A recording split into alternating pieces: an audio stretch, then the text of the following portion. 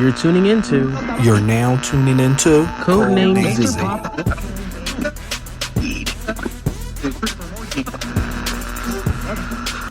And welcome back, everyone, to Round another episode. two. Oh yeah, we were recording for about 5 minutes and realized that we were not recording. So you missed a very lovely intro. I'm glad we realized it before we got to 30 minutes. Yeah, because like, that would have dang. been horrible. But Anyway. well, welcome back again. This is the first time for y'all, the second time for us. But I'm Tyrone, And I am Basil Anthony. and this is CodenameZ. The podcast. Yeah. Whoop whoop. But so this week's topic, I thought we should talk about breaking out of your comfort zone and trying new things. Now that can mean a variety of things. Anything. The thing that made me think about, or the thing that's on my mind, is how I want to move Anal. out of state. What? Don't do You're it. annoying, first of all. This is now the podcast with Tyrone. Yep, and Basil. Thanks so Nope. much. Keep going. Anyway. But what was I even saying? Thanks a lot. Okay, anyway. Trying new But, things. And all this better stay in the podcast. I love this happening. Now we're going to get demonetized. We're not. First, we're not even monetized. We're not even monetized. You don't got no sponsors. You're not monetized. This is ghetto. They're going to bar our monetization from this. But anyway, but yeah, so the thing that made me think of this topic is me wanting to move to a whole nother state and kind of discussing that with people and kind of realizing that a lot of people never really probably had an experience where they had to step out of their comfort zone. And, like, what do you think about it? What are the benefits? What are the positives? What makes you comfortable stepping out of your comfort zone? I think for me, I step out of my comfort zone more often than not. Right. I think the benefits of stepping out your comfort zone is like meeting really good people, getting into different things that you probably in a million years would never think of. Right. Right. I think just opening yourself up to those different experiences is something that people who are always stuck in their way and stuck at doing whatever they're doing, they don't get the experience. So you like, oh man, everything is so mundane. And it's because you're making it that way. Right. Yeah, and exactly. And you know what it makes me think about? It makes me think about way back to our podcast about going to college and how we were talking about the benefits of going to college and how I was saying that. And I think we both said that, like, the benefits that you get from college is way more than your degree. And I think personally, for me, what it has been is teaching me how to step outside of my comfort zone. Like, I went all the way up to Connecticut to a predominantly white institution. I think there were 6 of us, non-white individuals. It was more than 6. But I think it was definitely 7. less than 20% non-white. So, and then coming from Philadelphia... Yeah, it was like a big culture shock, and I was ready to run first year, but then I didn't, and I stuck it out, and I realized that you can actually thrive, learn, and be comfortable in spaces that or you're not used to. Because when I was talking about people about moving out of town and talking to some family members, it's like I was saying that how I think some people wouldn't want to move to a new state because they're afraid of things of like, okay, will I meet friends? Yeah, do I know anybody? Will I like it? And things like that. And I just think that those things are all risk and things that are normal to worry about, but it can be really rewarding if you try these things. Honestly, yeah. Like I was gonna say, like when I say I step out of my comfort zone a lot. Like even from when I was a child till now, like. When I left my middle school, because we was like, K to 8 at some point, so I never had to go from elementary to middle school. It was just one basic middle school. Right. So when I left there, and I was applying to go to different high schools, I remember when I went to the high school we went to, because I was like, I'm not gonna go to the local high school because I know too many people that I know from this school are going to be there. So I'm like, I'm gonna try to do something else. So I ended up going to a school downtown. Which is like, for me, like, my middle school was literally a walk away from my house. Like, I walked like 3 minutes, I'm at school. Right. So that goes from a shock of going from 3 minutes to going 30 minutes on the bus every morning going to high school. Right. And then even going to high school, going to college, like, I went somewhere where no one else from our school went to. Right. And that was another one. It's like, so, like, I mean, you had a little bit of backup because you went with our other friend. Right. But for me, like, I had nobody else. Yeah. So literally, I was just like, okay, cool, I'm going to meet some new people. And I ended up meeting meeting, Tabby and Becca. Shout out to them from like literally day one. Was he have applause? We have applause. Yeah. I forgot about that. Shout out to Tabby and Bex. We met day one and like. Right. At the end of we ended up moving together. But like even with just going to school, like I joined the fashion show in our high school. Oh. And then I joined it. Tell us about your scenes that you were in. And I joined 2 fashion shows in college. Because I feel like, I just would like to say, no, please, we're not going to talk about that. This is trash. I won't say what happened, but I feel like they piped you up to do something that now I'm looking in retrospect was a little disrespectful. It was disrespectful then. A little disrespectful. We can tell the world what it was. They made me be Biggie. They made him Biggie Smalls. And that's all because I was fat and black. Wow. I'm like, first of all, they could at least made you like Rick Ross or at least somebody from this decade. Not Rick Ross. Anyway, we're going to talk about embarrassment in the podcast, and that's going to be one of my top embarrassment moments. Well, Rick Ross is not even that big no more because he ate pears. God damn it. Shut up. That's what he said. That was his trick. So he lost so much Pears. weight. Pears. Oh, my gosh. But anyway, so I joined a fashion show in there to do fashion, and then I joined a fashion show 2 years in a row in Millersville. Right. Joining clubs in general. Like I was like, when I got to college, I was like, I want to do things that I don't do. Right. And so that's kind of, I was like, I'm like, I did it in high school. Let me do it one time here, but let me try to join clubs, and didn't never work out. I never stayed in any club. Right. I was like, boo. But like, just in general, like just doing different things and experiencing different things. I mean, not to put myself out there, both of us experienced something in college, if we talk about later on. So. Whatever. So, I mean, listen, it's out your comfort zone. Well, Yeah, that was out my comfort zone too. Because woo, remember the monkey on my door? Ooh, I ain't gonna say nothing. Let's off camera. Okay. I mean, it wasn't on purpose. Well, I don't know. Off camera. Okay. It was a monkey incident. Stop it. I'm sorry. It was a monkey incident. That's so wrong. That's not even funny, so we shouldn't even be laughing about that. But no. It was just, I still can't believe it. But anyway. Mm-hmm. Anyway. Trash. Right. But, so I just think that, like even me in high school, I think stepping out of your comfort zone can allow you to experience and kind of learn what you want to do. Like, for example, in high school, I did so many different clubs. I was in, like, Future Doctors program. I did mock trial. I did engineering. Like, these were all the... Mm-hmm. I did engineering one now. Yeah, and I was in engineering, like, freshman and sophomore year. Damn. Yeah. What's that that came hurt? Damn. Right, yeah. When that happened, I thought I was there for all that. Right. But, so, and I think the cool thing about that was that it allowed me to really hone in on, like, what I wanted to do with my, like, life after high school. Like, doing the future, going into high school, I always said I wanted to be a doctor. Went to the Future Doctors program and realized I'm way too squeamish and, like, I can't be in there gagging. Like, no, that would be funny. That wouldn't be good. Honestly, it wasn't the whole cadaver thing. That's what got me. Oh, and Lord. having to dissect the cadaver. I'm like, I'm good, love, and joy. So yeah, like honestly, yes, literally stepping out. That's what you like. I mean, and this is like a big step out of my. So since I was little until like I got to college, I wanted to be a teacher. Right. I wanted to be a teacher. That was the only career path I wanted was teacher. Right. And excuse me. Ooh. First of all, you okay? You have a lot of I'm good.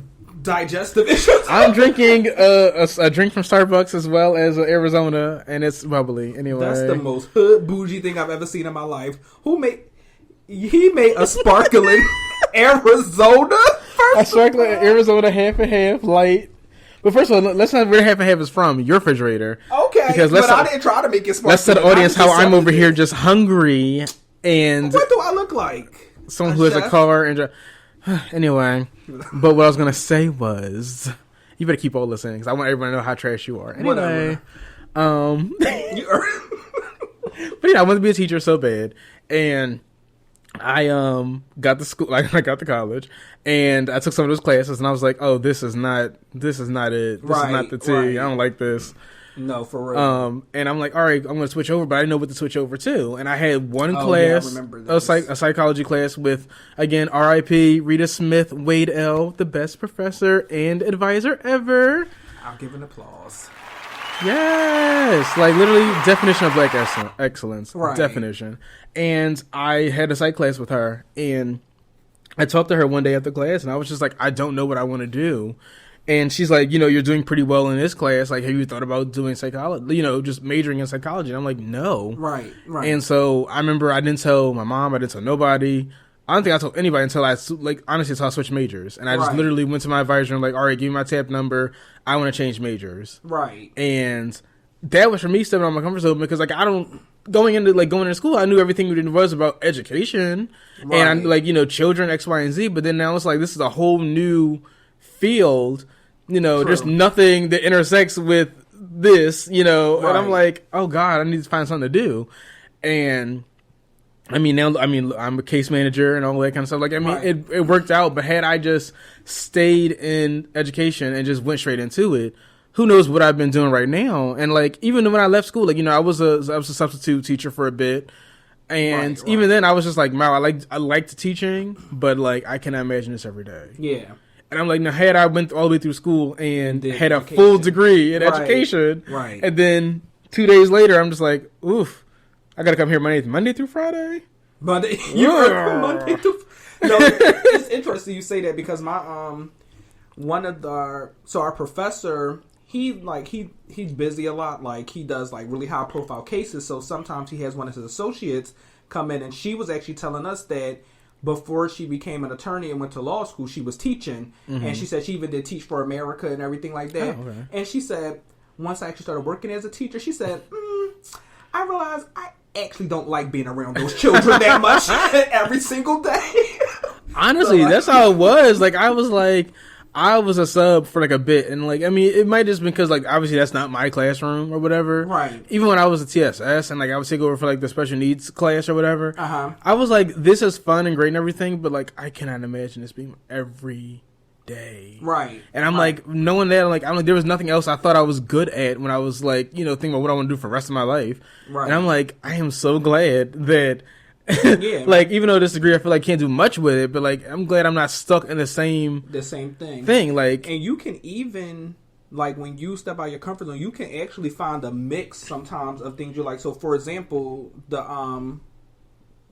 lawyer that I was talking about that subs our classes sometimes, she really liked children, but she realized I don't think I want to teach them like every single day. So now she's an attorney, but she does like child welfare cases and like prosecute child abuse and stuff like that. So it's like she's still like using her love for children and protecting children, but like not in a classroom. So you know what I'm saying? So she found a way to still kind of merge interests, kind of. And I think that's another good thing about stepping out of your comfort zone.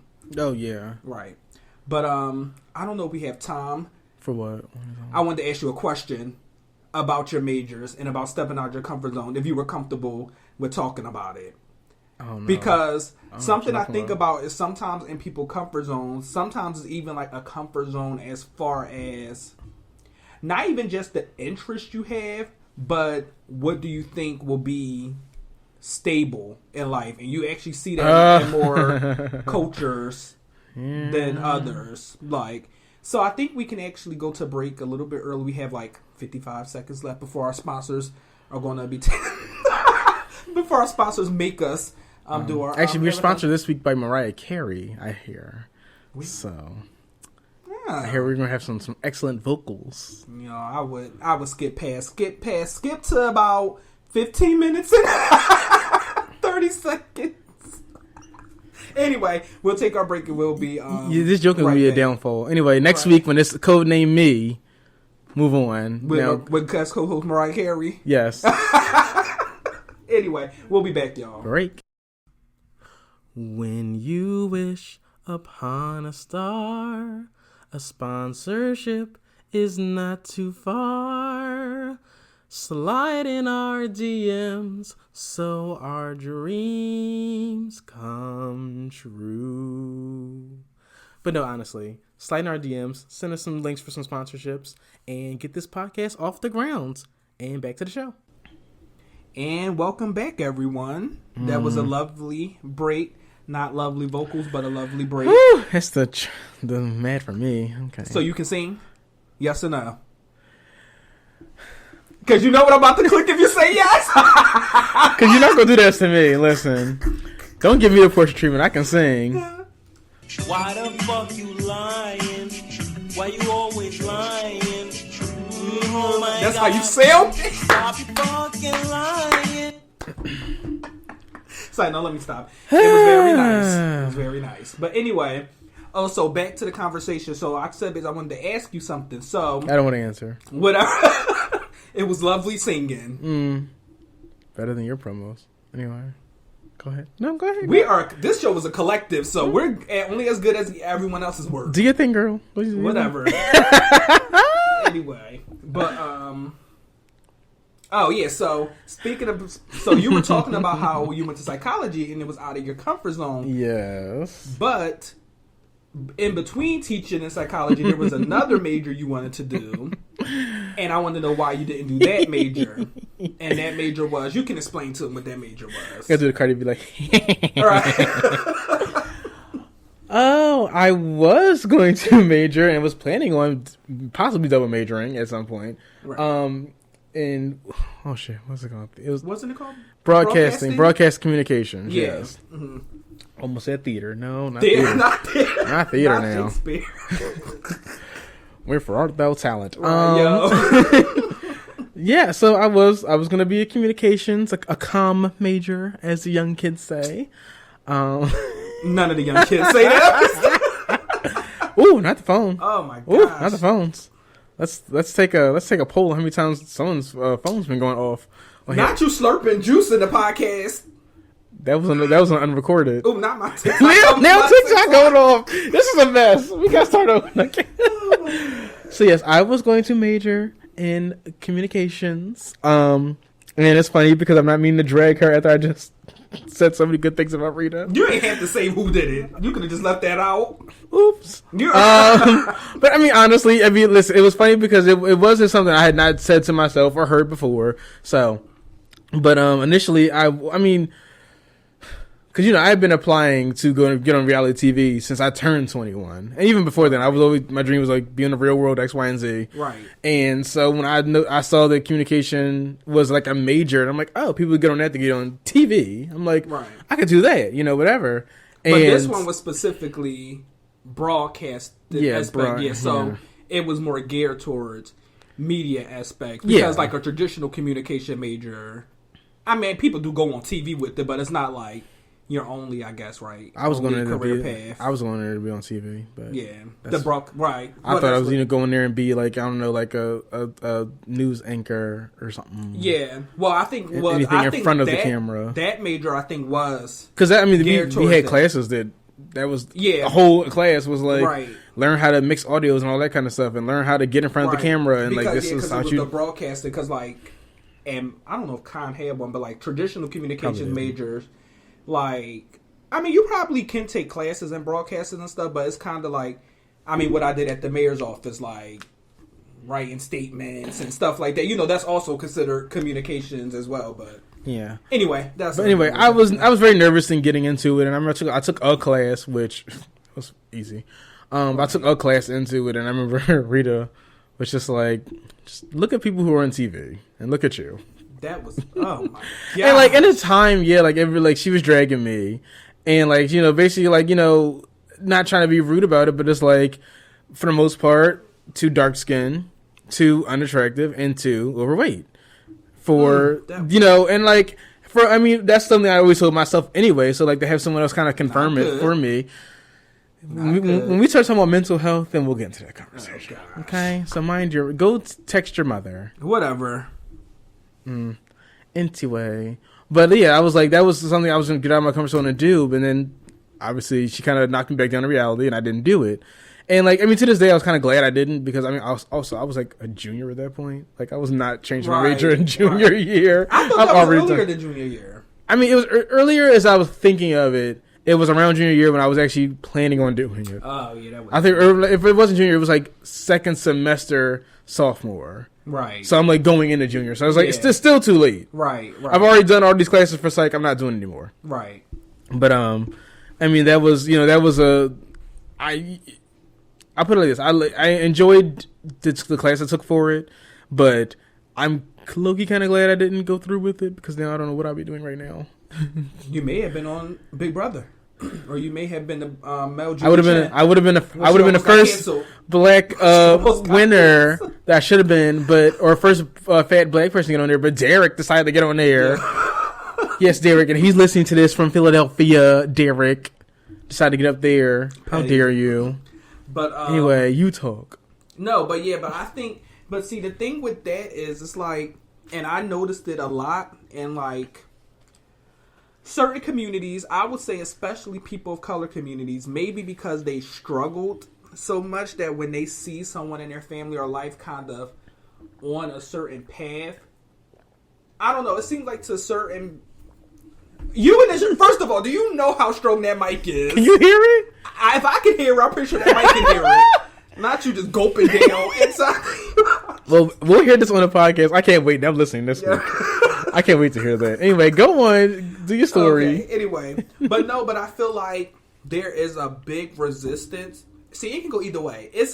Sometimes it's a big resistance of students or their children doing paths that they don't think is for sure, or sure things. So things like psychology. Blah, like those. My mom was not happy when I told her I went to psychology. Right. She was not happy about that one. Why? I don't. That's because with teaching is such a guaranteed thing, right? For the most part, especially a black male going into education, right? Everyone told me that was a guaranteed thing, right. And I was like, okay, cool. But when I decided to switch into psych, and I didn't tell nobody about it. When I did, she was like, "Well, what are you going to do with it?" And I told her what my plan was, and she wasn't extremely happy, because she was like, okay, like, I mean, she's happy because, like, okay, obviously I'm still doing what I'm doing. Right. Excuse me. Oh, my God. This podcast. The Gassy podcast. Maybe the Wendy Williams show. Could you just Wendy! Don't drag Wendy. Listen, we love Wendy here. Right. She going through it. She have a lot of gas on TV a lot. But anyway, no, but she wasn't extremely excited about it, because, like, just like you said, like, it was like, you don't, like, with psychology, she's like, what's your path? What are you doing? Right. When you go into education, it's like, okay, the path is teaching. Right. But when you go in, like, oh, I'm going into psychology, it's like, what do you want to do? And everyone's like, you want to be a psychologist? And it's like, no, I want to be a therapist. I want to be a school therapist, and that's still, a thing for me. Right. But I'm like, when you tell our people that, it's like, oh my God, what are you going to do with it? Just like, let a black girl go and say, I'm majoring in art.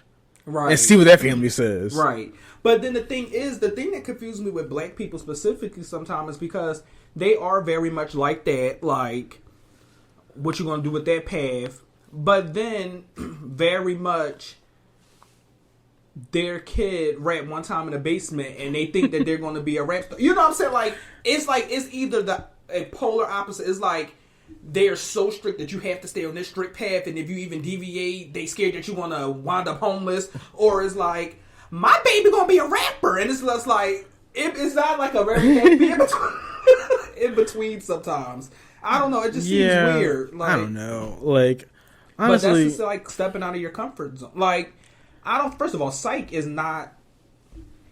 I don't know. First of all, psych is a very solid career. Like, now you can't be a psychologist or a therapist with just a bachelor's, because you have to have a master's. Drag me. But I was about to say, there's plenty of careers that you could do. I have a psych degree. Yeah, I mean, yeah. But you went into something else. Right, yeah. Right. So, but like I'm saying, like, in general, I feel like there's a lot of times when it's like, I don't know, it's almost like you don't want it, like, a lot of times other people, especially our kind of people, right, don't really see the long term. They see, go to school, get this one degree and this one thing, and then just go off. But they don't see when people are like, oh, I want to do this, and they go into further education, or I want to do this and take 2 years into this field, and it's like, what's your career going to be? You know, what is it going to be? What are you going to do with your life? And it's like, I'm getting there. Yes. But like, it's not going to be immediate. Right. Yeah, it's like sometimes, and I mean, it can be very well because of like certain struggles that our people have been through, that they want sure things, especially for their kids. But it's like sometimes they don't see. Speaking of stepping out of your comfort zone, they don't see the benefits and risks sometimes. You know what I'm saying? Like they don't see how you can actually be on a right path and that path not be very much organized right now. Like, you know, it's like it's crazy because like even like you see like older individuals that work at like Target or like older people who work at certain places and like and a lot of them are like, oh, I don't know what I want to do in my life, so I stay to Target. But then like I'll see like TikToks of people where it's like, oh, like, you know, I have these talents and I can do it. I do it at home. I don't tell nobody about it, X, Y, and Z. Right. And you see like these inspirational stories of people who are like, yeah, I was working at Walmart for the last 37 years. And then I started saying, you know what, let me go put these, what do you call those? Terraniums together or whatever. Oh, yeah. And then it's like a lady who literally sells terraniums and like that's her job now. Right. And she's like, if I would have went to school for this or even like started promoting this years ago, who knows where I could have been at now. Right. But because you're like, oh, I know this job is my constant income and this is what paying the bills, I'm not about to go out of my comfort zone. I'm not going to put myself out there. I'm not going to do X, Y, and Z because I don't know where it's going to go. Just like with me and applying to like Big Brother and stuff like that, even though, hey, Julie, Big Brother, really? Come on. I've been applying for 6 years. Anyway. But like, even like to me. It seemed racist to me. Ooh. I mean, Julie don't care. Body shaming to me. Let's not do that for she dragged me. But anyway, but not like that. Like it's like even for that. Like I'm the very first time I don't have my audition tape. So I'm so glad I don't. My very first audition tape for like Big Brother, Real World, all that. Like I'm like I can't even imagine. But I was so nervous to put that out there. Right. And like now I'm so open with telling people that I've applied. Right. Because like before, like I would never tell them. I was not telling nobody I'm applying to Big Brother. I'm not applying to Real World. I'm not telling nobody about that. Right. But now I'm so open about it and talk to people like, oh yeah, like I do want to be on this show. I want to do because this is something I've wanted to do. Right. Me and Tamara. Fun fact: me and Tamara almost applied for that show Endurance. They used to come on Discovery Kids. Like we literally had not back in 2008. Now we were going to be a team and everything, but then we changed our mind because we realized, you know how you always got to hang on something at the beginning. We was like, we really about to do all of this to get eliminated. The upper first arm strength wear, right? So we was like, yeah, we about to waste our time like this. Yeah, I was like, first of all, that's how I never applied to like nothing like no type of real road rule challenge, and that was a thing. Not Alexa, be not quiet. Alexa. Hey Alexa, stop. She does this new thing. It's called your weekend routine, and then she celebrates the fact that it's the weekend. And anyway, okay, thank you, Alexa. Okay, so this podcast is also featuring Alexa. How you doing, sis? But yeah, like I'm really open with like applying and everything, and but like I wouldn't be applying to like Road Challenge. I wouldn't be applying to the Survivor because like listen, just like y'all, I don't got no upper body strength. Right. Be done fellow. I also can't swim. You know, you always got some challenge on this when you're out there swimming. Right. I can't swim. So that's where going out your comfort zone is a little. If you can die going out your comfort zone, don't do it. Right. That's the thing. Don't do it. Yeah, and it's just like, I don't know. Yeah, it's always like, for example, me. I've always loved entertainment, and I was like, and I also love law. And for a while, when I first got to college, I focused all my attention back on law, like kind of a practical career. But I'm like, no, let me continue to explore my passions in entertainment, my like photography, videography, TikTok, YouTube, whatever. I was gonna say you better put TikTok in there because you're on TikTok every damn day. So it's like, because you never know. It's this part in like, oh my gosh, what's that Ruben Studdard song? But I don't know. It always stuck with me. He said something like, it's in his song he made right after American Idol, like that he sung when he won, and it was something about like you never let go of a dream because you never know which one would give you fulfillment. Like it's something like that. So like, never give up any of your interests because you never know which one is going to actually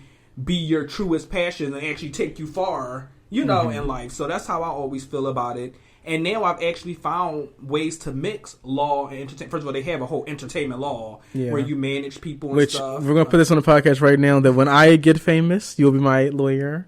Yeah. Friend. I only charge 80%. Child, 80%. It's gonna be pro bono, free. Pro bono, whatever. Okay, that's what's not about to happen. You'll be on the payroll. We'll pay your McChickens. Right. You're McChickens. Anyway, I think it is time for. I'm trying to the time of the week. Should I do my rant this week or make y'all wait till next week? We're doing it this week. 'Cause I think it's gonna make people upset. It's time for the Okay, I'm about to mute his mic because no, but okay, I'll say it. Just don't. because I only got one this week, so go ahead. Okay, this rant. I'm not judging people who use and do certain things, but I have felt like, especially in Philadelphia, things have reached a level of out of handness, if that's even a word. It's not. With out of handness with substances. Out of handness. Jesus, The what are you weed, talking about? The marijuana, the Oh, weed, Lord. the drink. I'm sorry. Look, I don't smoke, and I never judge anyone for smoking. But whatever, I don't judge anybody for smoking. First of all, I'm very much not trying to get arrested. I'm very much trying to not. I mean, people get get barred cars from the bar. Listen, what did Aunt Bam say? I got a card. I got a scripture. Yeah, okay, yeah, the people who got I'm doing air quotes prescriptions because all you got to do is go right into the doctor and be like, I don't feel well. And they're like, oh, here you go. Good night. Anyway, what is this rant about the big? But no, because I just personally feel like, and I'm concerned lately that I feel like some people are still not fully understanding that while weed is a plant and it's natural and it just relaxes people, they're still not understanding that it is a drug. It is a substance. First of all, anything you put in your body in excess can be harmful. Like you can actually die from drinking too much water. Mm-hmm. So there are people I see, like, if you wake up at 8 a.m. and smoke, if you then at noon smoke, if you on your way home smoke, if at night to cozy up to watch a show you smoke, Yikes. and this is happening 7 days a week, no breaks in between. To me, that is a substance abuse problem. Am I sounding crazy about that? No, I don't know. It just I agree with you on that though a little bit, just because like we know some like people, like I know some who do it the right way. It's like, okay, maybe once in a while on a weekend, whatever. Yeah. But then we know some where it's like, so the first thing that hit your mouth this morning was a blunt, not a toothbrush. Right. And that's what's like. Ooh, Even yikes. if you did it every day, which I still wouldn't condone doing it every day because it's still a substance that's like altering with your brain chemistry and all that stuff, and I feel like that's not very good. But even if you did it every day, even if it was when you got home, but like on your way to work in the morning, like I feel like, and I should take it like on this, your break, right? And I feel like I always explain it like this. I not like doing an analogy. If someone were to wake up and before they even really roll out of bed, they roll over and down some Henny, and then they drink at noon, and then they drink on their way home, and they drink. Would they not label that person alcoholic? True. So why isn't it the same? And then because I also see, but the real issue too is that it's not just weed. It's people. A lot of people who are now in Philly, it's weed, it's pills, it's drinking. It's like every day. I'm like Trinity. That stuff is just not. It's really not healthy for. And it's just everywhere. I always say now, I'm like, our city smell is weed. That's our, like, if you could have like a national smell or a city smell, ours is literally all day long, no matter where you walk. I'm walking out of school yesterday, a car come past, woof, like all I smell all day long is weed. Yeah. And it's just like, I don't know, I just feel like it's getting a little carried away, and especially when you don't have any regard for the fact that other people don't smoke. You know what I'm saying? Like, you're smoking in public areas, on trains and stuff like that. You know that? Okay, let me talk about that. That is irritating to me. I don't know why y'all decided to get on the L and the trains and the trolleys and the subs and the buses and decide right now is the time to light up, whatever y'all call it. Like, right now is not the time to face a full blunt. Okay? Wait till you get outside. And like, even then, outside is, okay, whatever. But like, when you on the SEPTA, you know, just wait. And that's why I kind of like to combat this idea that everybody say that weed is not addicting, and I'm like, because you can't wait to get. Now, if I'm on SEPTA right now and I pull out a bottle of Ciroc, and take it to the head, everyone look at me like, what is going on? Right. But like, so like, y'all don't see the issue here? Yeah, and that's what I'm saying. It's like, and when they say it's not addicting, I believe what they really mean, and someone who is a chemist or I don't know, what's a drugologist? Is that a thing? A drugologist? You can tell me if I'm wrong, but what they're saying is that marijuana doesn't have an addictive chemical that attaches to parts of your brain or affects certain parts of your brain like cocaine or heroin does. Like there's specific chemicals in there, or like nicotine, that is known to be addicted to the brain. But that doesn't mean that it can't be addicting. Anything that gives you those like oxytocin and like all of those good feels, you can become addicted to. That's why some people are even addicted to food, to sex. Drag me, because look me. Child, I wouldn't be the size I was if I wasn't addicted to the pizza now. Yeah, right. So anything that gives you that a good feeling, your body psychologically become addicted to. And I feel like a lot of people have psychologically. I mean, that's like thinking of people who like quote unquote give up sugar. Right. When people who like even when I gave up like drinking sodas and stuff like that, you almost fiend. Yeah. You know, and it's like, and this is something that like this I can go to the store and buy a soda. Right. So it's like, as much as everyone's like, oh, it's not addicting, but you can be addicted to it. Yeah, yes. you can. Like, but depending on your actions. Like, if you're like, oh, I need this to relax or whatever, I don't care. But when it's like, you just doing it at some weird time, and it's like, and sometimes a lot of times when people who are like, I'm not addicted to it, but then they tell you a situation or a story, and it's like, it seems like you use that as a coping mechanism. Right. Yeah, that's what I'm saying. Yeah, you have to be very careful about that. Do you hear what you just said to me? Like, it's like, oh no, I just need it before this event because of this, or I need it because of that, or I went to a funeral. I'm like, that sounds like you're using weed versus a hug. Yeah, right.